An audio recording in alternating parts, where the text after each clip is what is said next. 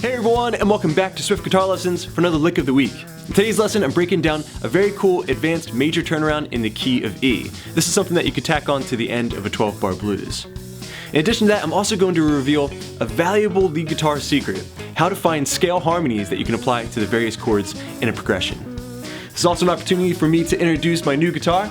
This is a very cool 72 reissue of a Telecaster Deluxe. It's kind of a cross between a Stratocaster, a Telecaster, but the electronics are very similar to what I have on my Les Paul. I got all the tabs available for you at patreon.com/swiftlessons, where if you support the channel for just $1 a month, you can gain access to a ton of extra resources. Now, let's get started with your lesson. Your lick of the week. A 1, 2, 3, 4.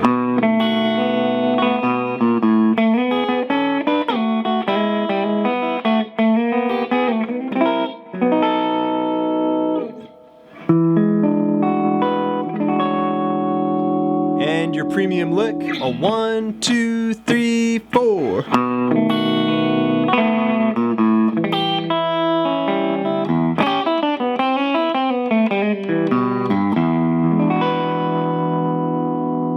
Okay, close look at the fretboard, getting started with our lick of the week, a very cool major turnaround for a 12-bar blues in the key of E. Before I get started breaking down the lick, I want you to understand the theory behind it. And also a very, very useful lead guitar trick that you can always use to come up with easy to play, very simple lead guitar lines. And that is using the major scale harmonies as inspiration for your licks. Okay, so what does that mean, using major scale harmonies to create licks? Well, in this key of E, it would mean taking the E major scale, okay, that whole half scale, that's all the notes that you might want to play over top of an E chord, and converting it to chordal form, okay? That's going to reveal all the different harmonies that are available to you when you're creating two-note licks. So, that would be E major, F sharp minor, G sharp minor, A major, B major, C sharp minor, and then you could say D sharp minor, but more accurately it would be D sharp diminished. And finally back to E major.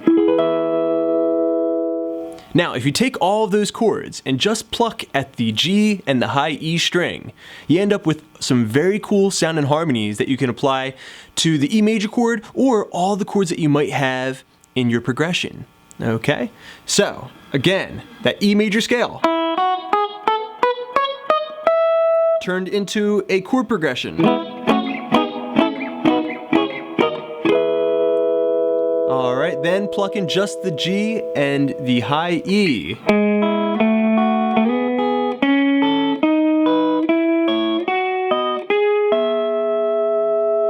A beautiful sound, so many different possibilities there. Maybe someone plays you an E major chord.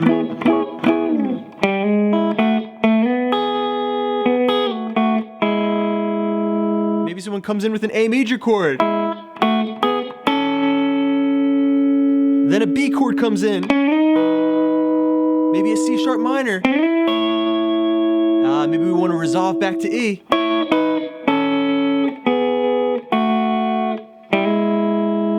Alright, just like that. So as you can see, this has a ton of different possibilities. You have to play around with it. Practice ascending, descending,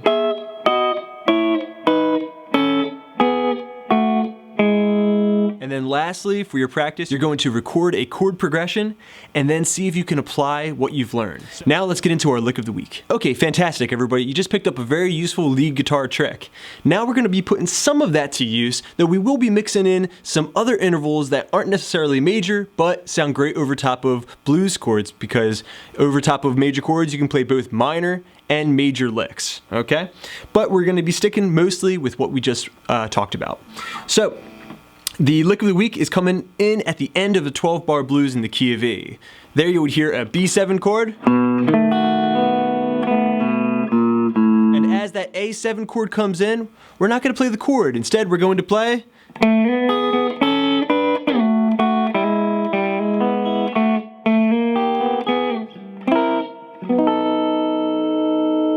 a very cool major turnaround, mixing up some major and also some minor notes. Okay, so let's start off talking about how I'm plucking that B7 chord, because that's kind of cool too. So I take the B7 shape, I pluck the root, I strum through, and then I'm going to pluck with my fingers E string and B string. A little upstroke, and a walk down to A. Gets me ready for the lick of the week.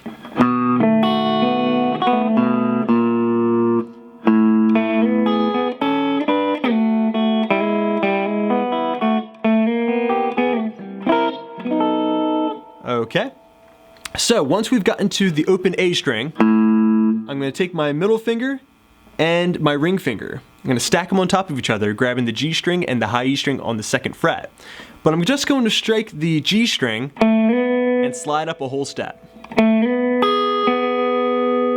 there, I am going to grab the high E string and go back to the G string. Okay. After that, I'm going to go into A position. That's the 6th fret and the 5th fret of the high E string. So 6th fret G, 5th fret high E, and a double pluck. I'm plucking both of those strings at the same time. Then I'm going to break the script a little bit. Instead of playing a B major position, I'm going to play B minor position. Okay. So we have so far. And then I'm going to slide aggressively down to the 2nd fret from this position. So I slid from 7 to 2 on the G and high E strings. So far you have. Then I'm going to strike those 2 notes again and complete the first half of the lick by hammering onto the 1st fret of the G string as I pluck the high E string open. So that whole part.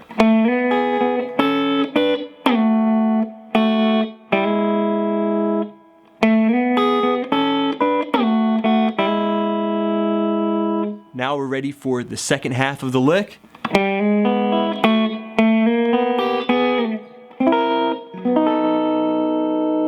Alright, so I hammer again onto the G string 1st fret. Then I'm going to play the B string and high E string open. So one more time, that. Then we're going to play the 2nd frets of the G and high E string. Nice and short. Then I'm going to slide a half step up. And I'm going to play G string, B string, E string, 3rd frets. Then we're going to double pluck the 4th frets of those same strings.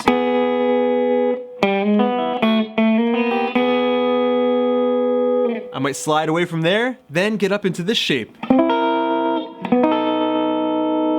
Alright, I am barring the 5th fret of the D, G, and B string, and my middle finger is on the 6th fret of the high E string. Then I'm just gonna take it down a half step. Okay, which is very common in blues. And believe it or not, that's a B7 chord right here. Which means that it's time to start the entire progression over in the key of E. Usually shuffling. Something along those lines. Okay, so one more time, the lick starting from B.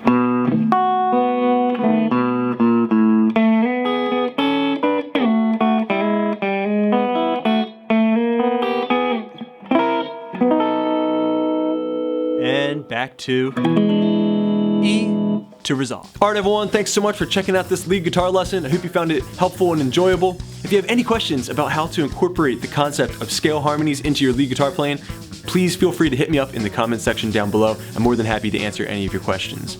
I want to thank my patrons at patreon.com/swiftlessons for all the support. I hope you're enjoying the extra resources. I got many more videos coming up, so keep checking back. Please subscribe, please share. This is Rob at Swift Guitar Lessons in Philadelphia, saying happy picking.